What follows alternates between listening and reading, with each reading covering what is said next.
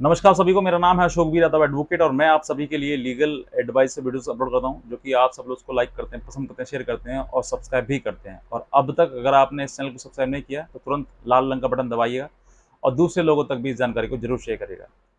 बहरहाल आज हम बात करते हैं कि पत्नी जो है पहले तो आपके ऊपर केस करती है, वो चाहे मेंटेनेंस का हो, डीबी का हो, सेक्शन 498A सीआरपीसी के आईपीसी के साथ में हो, कोई सा भी आपके साथ में केस कर सकती है। और केस करने के बाद जो पत्नी अपने मायके जाकर बैठ जाती है।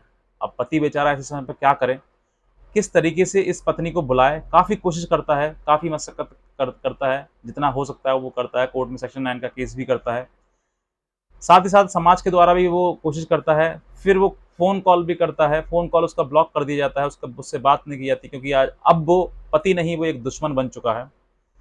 तो इस तरीके का जो व्यवहार है वो पति को कहीं न कहीं मतलब कमी छोड़ देता है। पति भी सोचता है कि जीवन अकेला हो गया, क्योंकि इतना समय व्यतीत हो गया।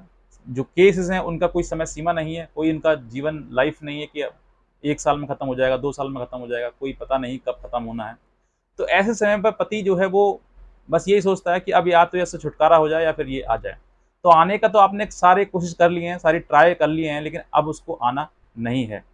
या फिर वो आपको झुकाना इतना चाहती है कि आप उस उतना नहीं झुक सकते। इतना इंसान उतना ही झुकना पसंद करता है जितना वो झुक सकता है, लेकिन ज़्यादा झुकने के बाद इंसान वो इंसान नहीं रहता, वो एक गुलाम बन जाता है।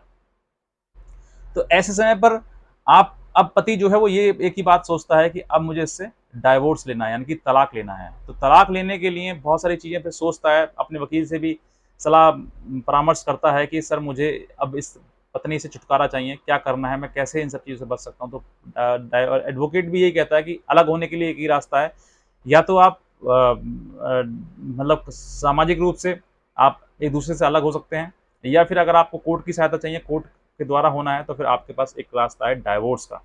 सेक्शन 13A में आप केस कर सकते हैं, या फिर section 13B Hindu marriage act के तहत कर सकते हैं।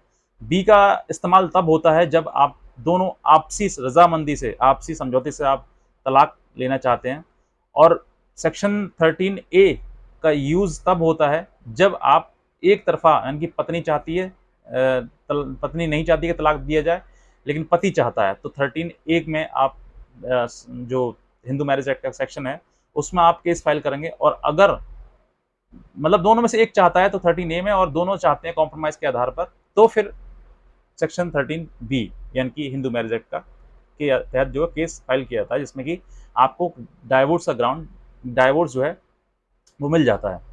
अब सबसे बड़ी बात जो इम्पोर्टेंट है, अब डाइवोर्स हमें लेना है, लेकिन डाइवोर्स के लिए ग्राउंड क्या होना चाहिए, किस ग्राउंड पर कोर्ट आपको डाइवोर्स देगी, चाहे वो एक तरफा हो, चाहे वो दोनों को रजाबंदी से हो। तो किस तरीके से आपको डाइवोर्स मिल सकता है, क्या ग्राउंड है। तो इसमें जो एक हमारे ही सब्सक्राइबर हैं जो कि मेरठ से रहने वाले हैं, जिन्होंने आज से लगभग 2.5 साल पहले डाइवोर्स का केस किया था, उनकी मैं छोटी सी एक स्टोरी है वो एक्सप्लेन करना चाहूँगा, क्योंकि चीज़ें समझ में आती हैं जब थोड़ा-सा एक्सप्लेनेशन होती है तभी। इनकी शादी जो है वो 2015 में हुई थी। उसके बाद शादी के बाद जो है कुछ समय बाद इनके झगड़े स्टार्ट हो गए। झगड़ों में उसकी मार-पीट करना, घर में लड़ाई-झगड़ा करना, या फिर मदर के साथ, पति के पिताजी के साथ दुर्व्यवहार करना, अभद्र बातें करना, गाली-गलौज करना घर में। इस तरह की चीज़ें इनके साथ में हुई थी। इस दौरान जो है इनमें दोनों में आपस में पति-पत्नी झगड़ा हो गया। पत्नी नाराज़ होकर चली गई। जाने के बाद कुछ समय बाद उसने पत्नी ने सेक्शन 498A का केस कर दिया। पति फिर भी नहीं आया उसको बुलाने। उसके बाद समस्या ज़्यादा विकराल होते होती गई। फिर उसके बाद मेंटेनेंस का केस कर दिया, उसने डीबी केस कर दिया। अब लड़ते-लड़ते उसने फिर 2 साल बाद जो है, मतलब 2 साल अब से 2 साल पहले उन्होंने डाइवोर्स का केस उसके अगेंस्ट जो है वो फाइल कर दिया। फाइल क्या कर दिया कि अब जो समय था, यानी कि सन 2000 जो 14 में जो इनकी शादी हुई है, उसके बाद जो है कि काफ़ी साल मतलब अपने मायके में रहीं। इन्होंने काफ़ी कोशिश करी बुलाने के लिए, लेकिन ये नहीं आई। तो एक यहाँ पर एक ग्राउंड बन जाता है, मतलब डिसीजन कि जो पत्नी है इतने लंबे समय से, साल 2 साल 3 साल 4 साल उसके मायके में बीत गए। अब पति क्या करे, पति ऐसे समय पे घर पे अकेला है। अब वो कुछ ना ही तो शादी कर सकता है, ना ही पत्नी के साथ में रहकर अपने आगे परिवार बसा सकता है, बना सकता है आगे, तो कुछ भी नहीं कर सकता। तो ऐसे समय पे उसने सोचा कि अब मुझे इससे डाइवोर्स लिया जाए। तो वही चीज़ें जो ग्राउंड थी कि घर में आना, घर में लड़ाई झगड़ा करना, सास से लड़ना, या फिर ससुर से गलत बोलना, पति के साथ में दुर्व्यवहार करना, ऐसे इन सब चीज़ों को ग्राउंड बनाते हुए उसने सबसे ज़्यादा जो समय का जो एक पीरियड था, यानी कि शादी के 4-5 साल उसको अलग रहते रहना और मायके में रहना बिना किसी कारण के, सिर्फ़ उन्होंने केस कर दिए और केस होने की वजह से जो वो अपने मायके में लगातार रह रही है। तो ऐसे समय पे उसने इन्हीं सब चीज़ों को ग्राउंड बनाते हुए उसने सेक्शन 13 ए में हिंदू मैरिज एक्ट के तहत उसने अपने कोर्ट में जो है वो याचिका फाइल की, यानी कि डाइवोर्स पिटीशन फाइल किया और डाइवोर्स पिटीशन फाइल करने के बाद उस पर लड़ते गया और अब जो है वो उसको अभी रिसेंट में मेरे पास कॉल आया था, सर इस तरह की चीज़ें हैं। तो उन्होंने उनका ये सवाल भी मैं बताऊँ आपको, सवाल क्या था उनका कि सर मेरा डाइवोर्स तो हो गया, तो क्या अब ये पत्नी जो है वो आगे किसी प्रकार से इसको केस को फाइल कर सकती है? किसी इसके अगेंस्ट मतलब जा सकती है हाई कोर्ट में या किसी में इसको चैलेंज कर सकती है? तो देखिए चैलेंज करने का तो राइट उसको है, वो हाई कोर्ट में कर सकती है, लोअर कोर्ट से जीत गई है तो लोअर कोर्ट से हार गई है तो हाई कोर्ट में भी कर सकती है। तो ऐसे ही मैंने सोचा था कि मैं आपको वीडियो बनाकर मैं आपको ये चीज़ जानकारी दूँ कि अगर आपकी पत्नी जो है काफ़ी समय से, काफ़ी लंबे समय से आपकी पत्नी अपने मायके में रह रही है और आपका कोई ख़्याल ही नहीं है उसको, अपनी ससुराल का कोई ख़्याल ही नहीं है कि मुझे ससुराल में रहना भी है, मेरे ससुराल में पति भी है, सास भी है, ससुर भी है, उनकी भी मुझे सेवा करनी है। सेवा की तो बहुत दूर बात रही, वो अपने घर परिवार बसा ले वही बहुत है। तो अगर ऐसी पत्नी है जो कि मायके में जाके लगातार रह रही है, वो अपने सिर्फ़ केस ही लड़ रही है, उन पर ही ध्यान है, उसका किसी और पे कोई ध्यान ही नहीं है, किसी प्रकार की कोई उसकी ज़िम्मेदारी ही नहीं निभा पा रही है, तो फिर आपके पास एक रास्ता है कि आप भी सेक्शन 13 ए में हिंदू मैरिज एक्ट के तहत जो है आप केस फाइल करें और केस फाइल करने के बाद जो है अपनी उस पत्नी से तलाक लें। थोड़ा समय लगेगा, लेकिन आपको तलाक ज़रूर मिल जाएगा, क्योंकि ये एक बहुत ज़्यादा इम्पोर्टेंट ग्राउंड है, क्योंकि पत्नी पति के साथ में किसी प्रकार से कोई फिज़िकल रिलेशनशिप भी नहीं बना सकता कि आगे उसका परिवार बढ़े, ये भी नहीं कर रही है वो। दूर रह रही है, काफ़ी समय से रह रही है, बिना किसी कारण के रह रही है, सिर्फ़ और सिर्फ़ उसने केस कर दिए हैं और क्रिमिनल केसेज़ जो हैं उसके पति के ऊपर कर दिए हैं, इसी वजह से वो दूर रह रही है।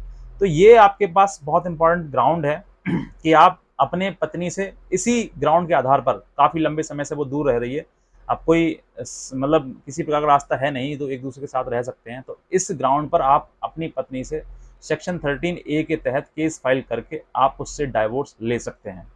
तो ये एक मेरे पास एक जानकारी थी जो मैं आपको आपके साथ में साझा करी। अगर ये जानकारी आपको अच्छी लगती है तो आप इस जानकारी को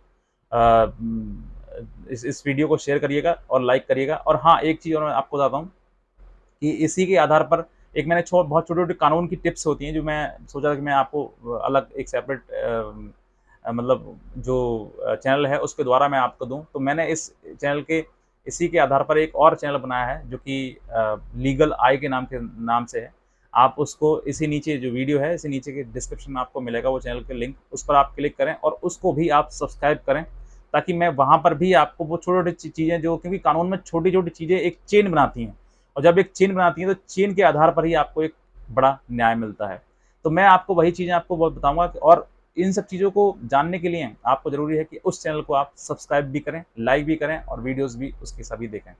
तो बस मैं इतना कहना चाहूँगा, बाकी अगर आप इस चैनल पर नए हैं तो आप इसको भी सब्सक्राइब करिएगा और उस पर भी जाकर नीचे जो लाल रंग का बटन है, नीचे जो डिस्क्रिप्शन में उस वीडियो का लिंक दिया हुआ है, उसको भी आप क्लिक करके उस चैनल को भी सब्सक्राइब ज़रूर करें, लाइक करें, आप अपना प्यार जहाँ पर देते हैं। और हाँ, पतियों से मेरा खास निवेदन है कि मेरे चैनल को ज़रूर सब्सक्राइब कर लीजिएगा और वो भी चैनल ज़रूर सब्सक्राइब कर लें तुरंत ही, क्योंकि बहुत सारी जानकारी आपको देने वाला हूँ मैं और आपको हर एक वीडियो के माध्यम से आपके घर बैठे ही आपको समाधान चीज़ों का मिलता जाएगा। तो बस मैं इतना कहना चाहूँगा, बाकी आज का वीडियो देखने के लिए आप सभी बहुत धन्यवाद।